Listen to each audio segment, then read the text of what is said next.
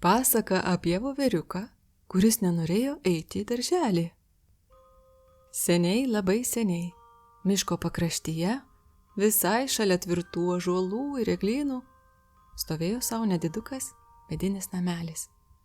Kaip ir kiekvieną rytą, saulutei ėmus kilt į viršų, pro namelio langus pasirodė lengva šviesa.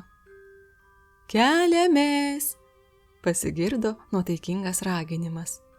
Tai buvo mamytė voverytė, kelianti voveriuką, juk šiandien darbo diena ir laikas į darželį.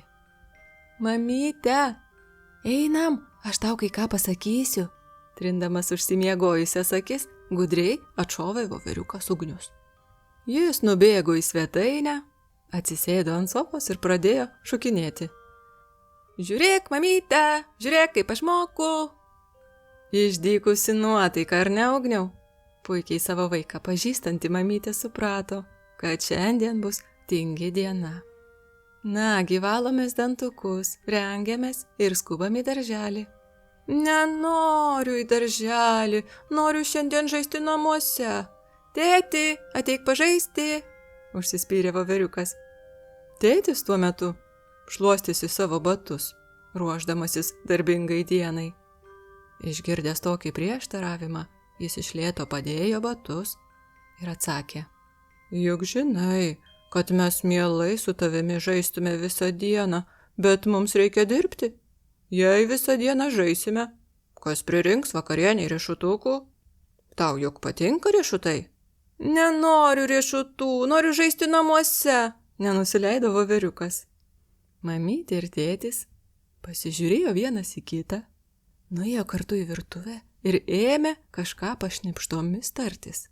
Pasitarę, grįžo prie Ugniaus. Tėtis prisėdo prie voveriuko ir pasakė, na gerai, šiandien mes visi liksime namuose. Kadangi riešutų nenori, neisime jų rinkti. Valio! Vos kailyje iš džiaugsmo besilaikydamas sušuko voveriukas Ugnius. Pagauk mane, mamyte!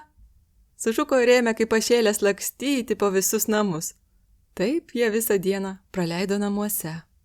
Mamytė voveriuką gaudė, tuomet tėtis žaidė su jo slėpyniu, dar vėliau visi trys kartu piešė juokingus miško gyvūnus, pasipuošusius aukštomis kepurėmis ir skirtingų spalvų kojinėmis. Galiausiai, pamažu, saulutė ėmė leisti žemyn ir į pamiškę atėjo vakaras. Mamyte, aš noriu valgyti, nedrąsiai pasakė voveriukas Ugnius. Gal gali man paskrudinti lazdyno riešutukų? Mielai tau paskrudinčiau visokių riešutų.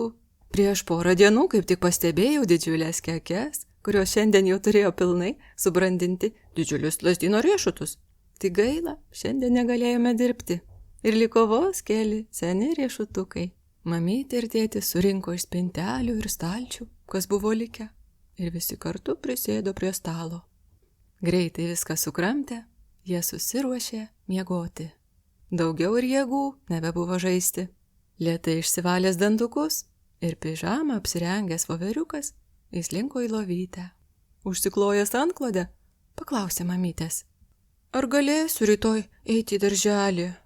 Žinoma, mano voveriuk, gerai išsimiegok, rytoj laukia puiki diena. Kitą rytą atsikėlęs voveriukas Ugnius iškart pašoko iš lovos, išsivalė dantukus ir apsirengė viską pats.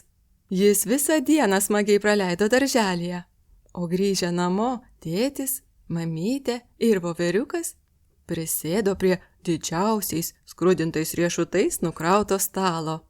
Tiek daug per dieną jų pririnko voveriukai. Nuo tos dienos Ugnius noriai ėjo į darželį, o savaitei pasibaigus žaisdavo namuose žinodamas, kad savaitgalis daug smagesnis, kai jo lauki pasiruošęs ir pasiilgęs. Pasakos pabaiga.